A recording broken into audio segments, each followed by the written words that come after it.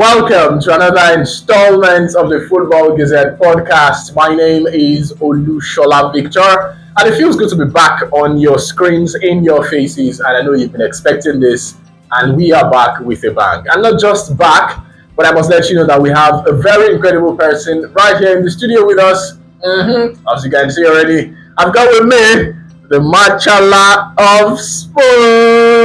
Yeah. It's nice to be here again. This is a Man U fan, by the way, a proud one. I think of all the Man U fans I've met, you are the proudest. United we stand. Are you sure you are going to stand United this season? Sure. Well, the season is going to begin shortly, and so many things have been happening in the transfer windows. You know, lots of teams have bought lots of players, lots of teams have released lots of players as well. But we're going to start this conversation today with Manchester United. What is the reason why these players, this set of players that have gone to Man United, have decided to go to Man United, despite Man United finishing 15th last season, or let me even say bottom barrel last season, and not having a UCL place? But you are still having the likes of Konya, Mbeumo, and most recently, Sesko joining the squad. What's the reason behind that? What do you think is happening in Manchester United? First of all, I'm going to say, when you are big, you are big. Hey! When you are big. It's actually about the brand. It's not more about the current performance of some club. Let's say a team like West Ham United qualify for UEFA Champions League, and they are going head-to-head with Manchester United to contend to sign for a player. Who do you think the player is going to choose?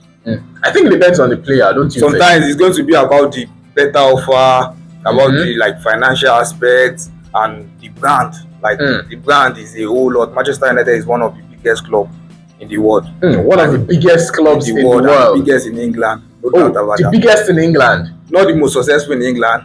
The biggest in England. Man United is not the most successful in England, but the biggest in England. Machala of Sport said that, not me, by the way. So, you believe that Man United is the biggest club in England? Obviously now.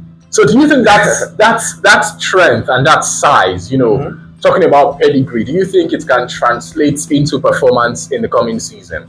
Sure.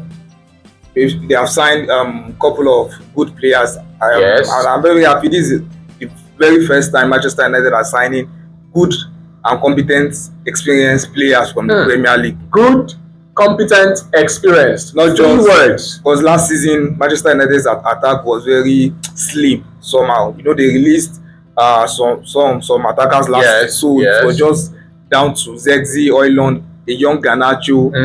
We had the likes of Anthony go. We had the likes of Rashford as well. And Sancho as well. So it's slim. It's the attack was very slim. But this season we have a whole lot of players that actually play in that 10. So now it is robust. Exactly. And with two, we signed Wolves best player. We signed Brentford best player. So it's different. It's actually different from signing a young Garnacho who was an academic graduate from Atletico Madrid. I'm not saying Garnacho is not good, but it's not the finished product yet.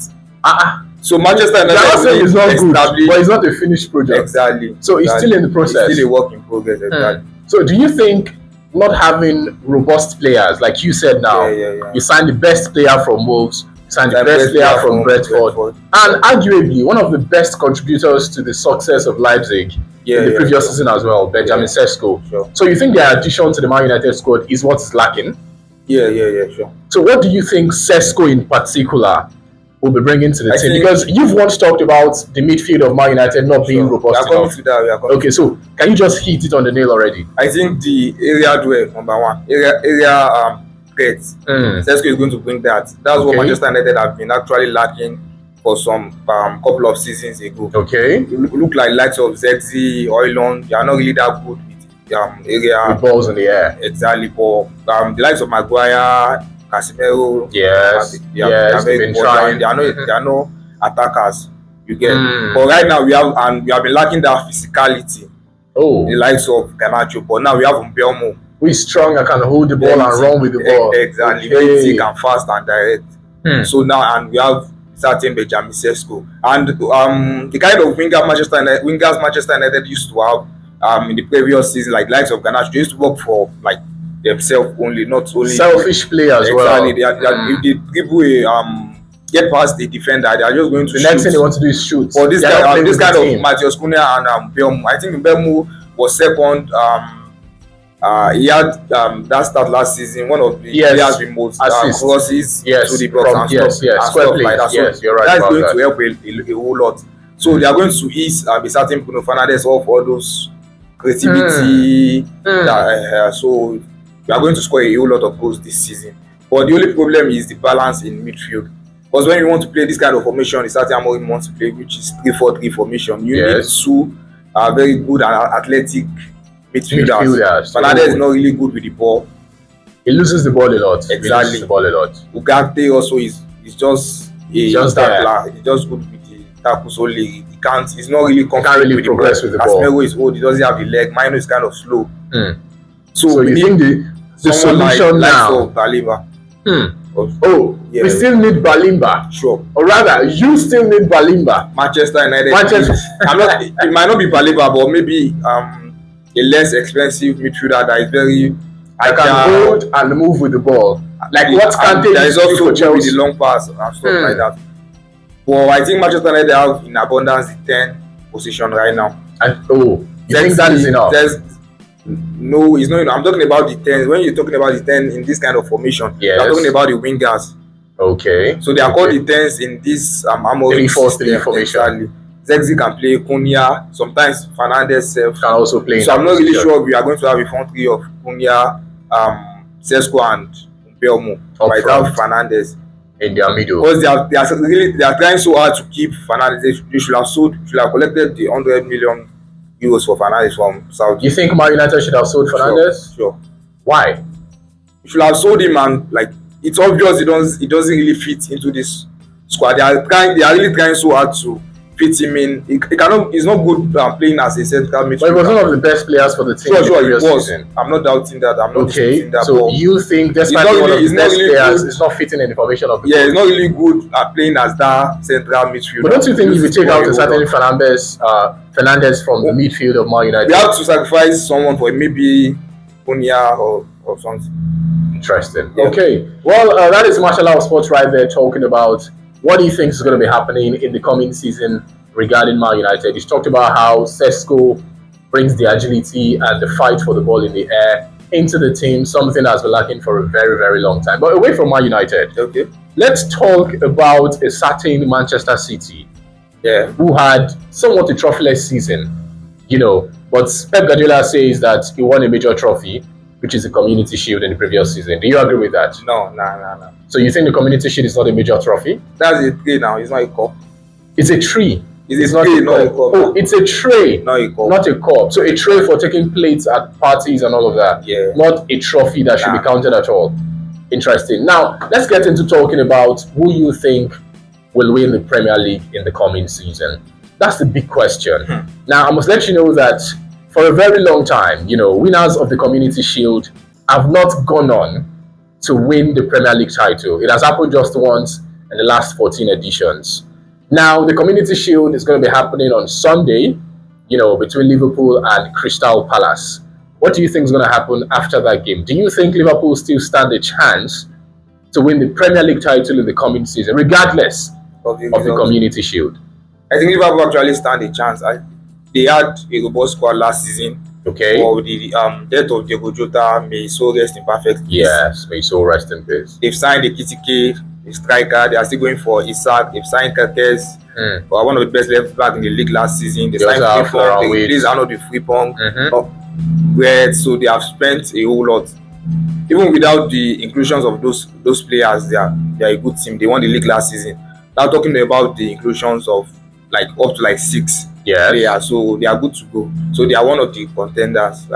What about Chelsea? Do you think Chelsea is a title contender? This league is going to this is the league I've been looking forward to the most since I've started watching. Because the big teams are set up to compete. Most of them have recruited good areas. We saw Arsenal signed to the position they have been lacking for That's a number 9. Yeah, for a while now. And Arsenal fans are saying this is the missing ingredient in their stew, in their soup. So I think this season, some managers have to be judged based on this season. Yes, and I think one of those managers that will be judged, and Guardiola has been spending a whole lot. And I also think another manager that will be judged this season will be Arne Slot, because the team he used to win the title, we can say it's the work of Jurgen Klopp. Yeah, sure. So maybe this season Liverpool fans will really know if Slot is a good manager or is just riding on the back of what Jurgen Klopp had done. I think my own prediction for the Premier League winner should be between Liverpool and Chelsea. Liverpool or Chelsea? Yeah. Well, I do not agree, because I do not think Chelsea can even finish in the top 3 position in the coming season. That's my take, by the way. I know Chelsea fans are going to come for me, but it's all right. So away from talking about transfers, talking about teams, teams that have done transfers, that have not done transfers, Machala of Sport. Yeah. Who do you think will win the Premier League season for the 2025-2026 season? I think if Liverpool gets Isak, they are good to go. They are going to retain their title.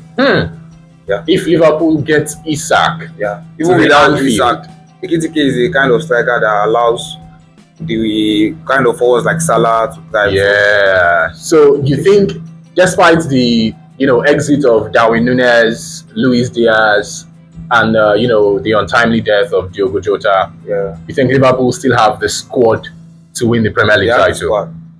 Interesting. Well, for me, in the coming season, I see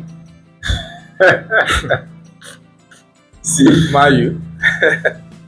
I see nothing for now.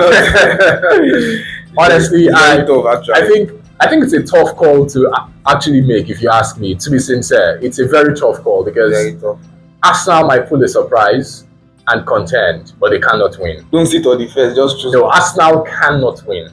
That's a sure thing. Who is going to win? So now that you ask me, I think it's actually tough, but I have to choose one. Honestly, okay, so let me just speak. Yeah. I don't think Liverpool can do it again, by the way. Okay. I think Manchester City will win the title. I don't think so. In the coming season. Now, it's beautiful to know that lots of teams have done amazing transfers, but I think it's all still on paper. It comes down to the performance of these players. Because on paper, maybe after the first 10 games, after the first 10, 15 games, then we can decide. But for me, I think Man City will try to win the Premier League title again. That's my thought. Okay. What about you? Who do you think will be relegated in this Premier League season? I think give me two teams. Of recent years, we've seen most of the teams that get promoted to the EPL get sent back. Get back. So, but this season, maybe let me just join 2 points together here. Maybe Sunderland is going to surprise us and stay, because they have signed an experienced Xhaka, Gui from Chelsea as well. Like that. So for Burnley is going to get really Leeds United. They play attacking football. Regardless of them playing against big sides. Yes, so they're always all out. Okay. So you think Leeds will relegate? Yeah. West Ham will relegate as well? Yes. Are you serious, man? Yes. Wow, interesting. Wolves. Actually, when you talk about Wolves now, I'm thinking about it, because that's a good call, by the way. But for me, surprise team, I think I agree with you. Sunderland, because I see their business in the transfer window, and I feel like they've been wanting this for a long time, and now they have it. They're not going to just want to just lose their stay in the Premier League and go back to the Championship. So Sunderland, surprise team. For me as well, I think Wolves would also relegate, but I do not think Leeds United will relegate. Leeds are going to relegate. They're going to relegate. Okay, well, we'll see how it goes. And that's the Machala of Sports right there, dropping his own 2 cents on what to expect in the comments. Machala of Sports, thank you so much for being on the podcast today. It was a pleasure. I really enjoyed myself. Interesting. So let's see if your takes on Man United actually come to life. I think the season is just a few days away. We'll see how that one goes. All right. My name remains Olushola Victor. Thank you so much for watching this installment of Football Gazette podcast. See you on the next one.